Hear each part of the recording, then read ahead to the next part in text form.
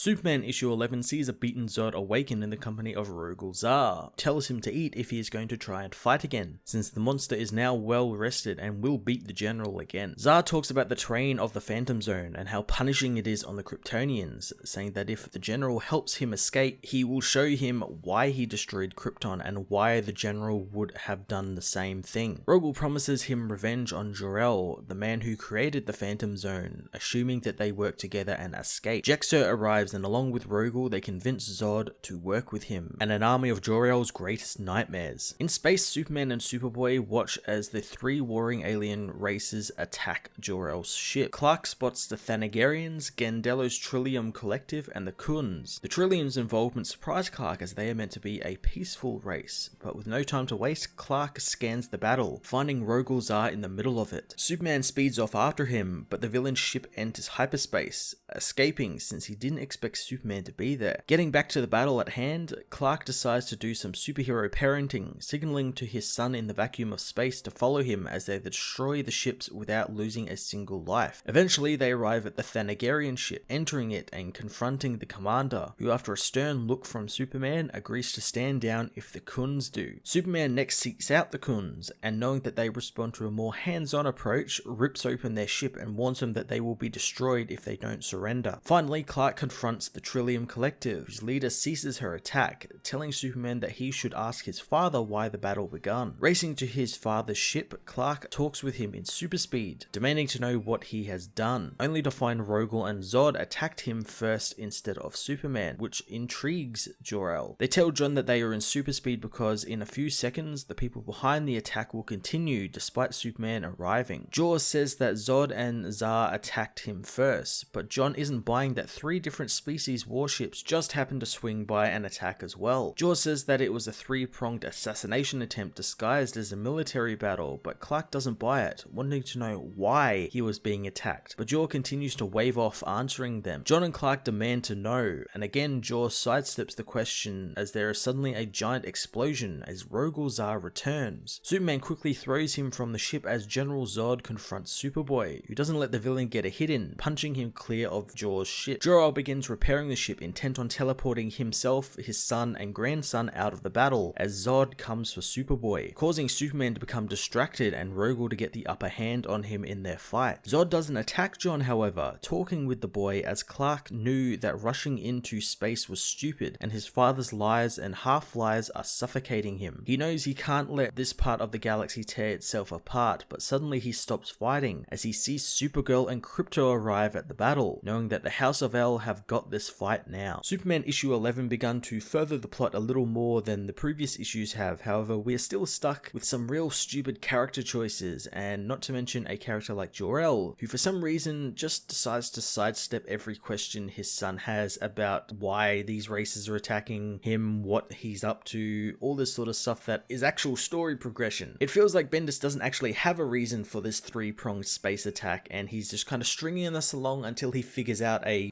good enough reason, and then suddenly Jor-El will be talkative and want to reveal his whole plan to Superman and Superboy. At least, however, this issue, no one speaks like a mentally deranged person with brain cancer. The dialogue is actually pretty decent, and I liked seeing Superman be a parent and have to use like sign language to talk to his son in the vacuum of space and teach him how to end a battle without taking a life. I am surprised that Bendis actually used the Supergirl introduction Mark Andreyko set up at the end of his last Supergirl book. I was sure that he would write it completely differently, so at least there's some continuity between the Superman family books right now. The splash pages in this book continue to be really awesome as well. Ivan Reyes is doing a top-notch job. I'm going to give this issue a 6.5 out of 10. Hey everyone, thanks for watching my newest video. If you enjoyed it, you might also like to check out my other reviews here on my channel. You can also follow me on various social media platforms like Twitter by searching Matt_FOS, or even join the Comic Multiverse Discord server and chat with other comic book fans, including myself and Joel from Cape Joel. Want cheap comics and trades? Head over to the book depository with the link in the description to get the cheapest trades and comics around, along with free shipping anywhere in the world. Until next time, this has been Matt of the Fortress of Solitude. Thank you so much for watching.